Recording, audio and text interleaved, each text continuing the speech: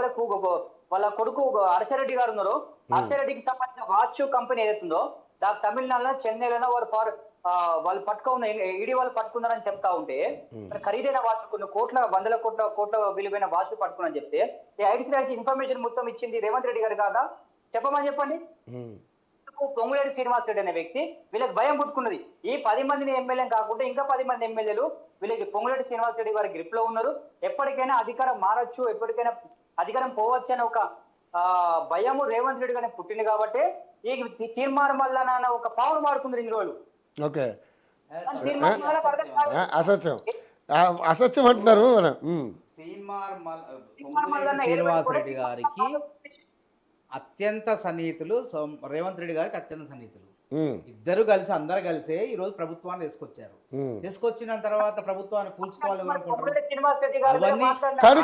నిజంగా తీర్మానం మరి పొంగులేటి శ్రీనివాస్ రెడ్డి గారి మీద మాట్లాడినప్పుడు రేవంత్ రెడ్డి గారు ఎందుకు ఖండించలేకపోయారు? రేవంత్ రెడ్డి గారు ఎట్లా ఖండిస్తారు? ఆయన ముఖ్యమంత్రి, ఎవరు పార్టీ శ్రేణులు కానీ వాళ్ళకి సంబంధించిన వాళ్ళు కానీ మాట్లాడతారు అనాలి కదా, అసలు మీరు పిలిపించారా మాట్లాడాలి కదా. మీరు గుర్తుపెట్టుకోండి, రేవంత్ రెడ్డి గారిని ఎవరైనా మాట్లాడినప్పుడు ఎవరు మాట్లాడతారు? మాలాంటి వాళ్ళు మాట్లాడతారు.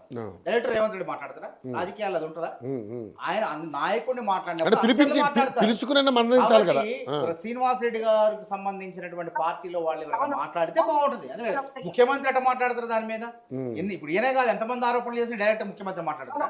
ఆయన ఎట్లా మాట్లాడు? బీజేపీ నరేంద్ర మోడీని టార్గెట్ చేస్తారు. ఆయన వేరే అంశాల పైన రాష్ట్రానికి రావాల్సిన అంశాల గురించి మాట్లాడతారు కానీ పార్టీలో నాయకత్వం అధ్యయనం చెప్పడం నరేంద్ర మోదీ గారి మీద మాట్లాడడానికి, నరేంద్ర మోదీ మీద మాట్లాడడానికి రేవంత్ రెడ్డి గారు ఉన్నారా ప్రధానమంత్రి అభ్యర్థి?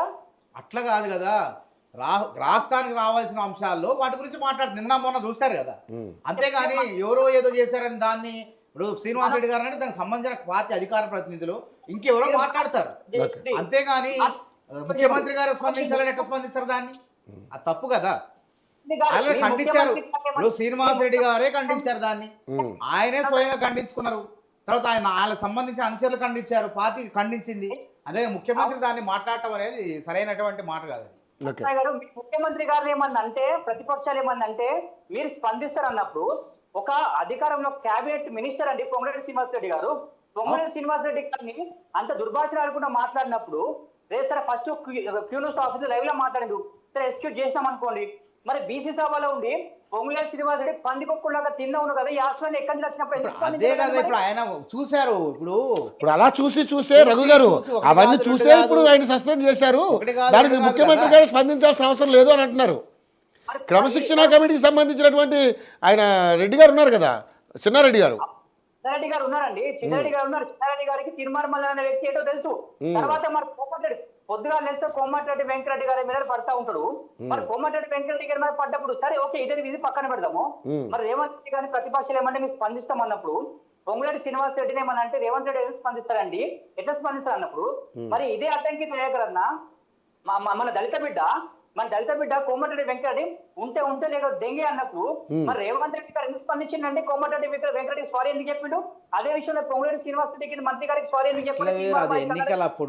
ఎన్నికలప్పుడు జరిగింది, పొరపాటు అయింది. ఇప్పుడు అద్దంకి బట్టి అద్దంకి దయాకర్ చెప్పిండు, పెద్ద మనిషి అత్తయ్యండి కాబట్టి పార్టీలో సీనియర్ ఉండు కాబట్టి ఆయన చెప్పడం తప్పులే, అది వేరు కదా. ఇక్కడ పార్టీలో ఉన్న వ్యక్తి పార్టీ నాయకుల గురించి మాట్లాడుతుంటే ముఖ్యమంత్రి ఎట్లా మాట్లాడతాడు? డైరెక్ట్గా వచ్చి ప్రెస్ మీట్ ఎట్లా పెడతారు? కాబట్టి అది కాదు. బాధ్యత కూడా ముఖ్యమంత్రి గారు ఇంటర్నల్ గా హెచ్చరికలు చేశారు. ఇంటర్నల్ గా అంతర్గతంగా మల్లన్నకి హెచ్చరికలు చేసిన మాట్లాడొద్దు, పార్టీని ధిక్కరించొద్దు, పార్టీ నాయకత్వాన్ని మాట్లాడొద్దు అని చాలా సార్లు హెచ్చరికలు పంపారు. అయినా కానీ ఆయన మార్చుకోలేదు. చివరికి వేటు పడింది. మనం ఏం చేస్తాం? అంతకన్నా చేసేది ఏం లేదు. రైట్ రఘు గారు లైవ్లోకి వచ్చి చక్కగా మీ విశ్లేషణ ఇచ్చినందుకు చాలా సంతోషం. ఏదంటే మిమ్మల్ని లైవ్లో తీసుకోవడానికి కూడా ముఖ్య కారణం తీన్మార్ మల్లన్న గారికి మీకు మంచి సన్నిహిత సంబంధాలు ఉండేవి గతంలో, టైమ్స్ బాగున్నప్పుడు. ఇప్పుడు సరే విభేదించారు, ఆయన పద్ధతి నచ్చకనే మీరు విభేదించి బయటకు వచ్చారని చెప్పేసి కూడా చాలా కథనాలు మీరు ఇంటర్వ్యూ చేసినప్పుడు కూడా మీరు చెప్పారు, మీ బాధలని చెప్పుకున్నారు. ఏదేమైనా మల్లన్న గారి విషయంలో ఇప్పుడు ప్రభుత్వం తీసుకున్న నిర్ణయం సరైనదా కాదా అంటే దానికి ప్రజలు తీర్పు చెప్తారు త్వరలో.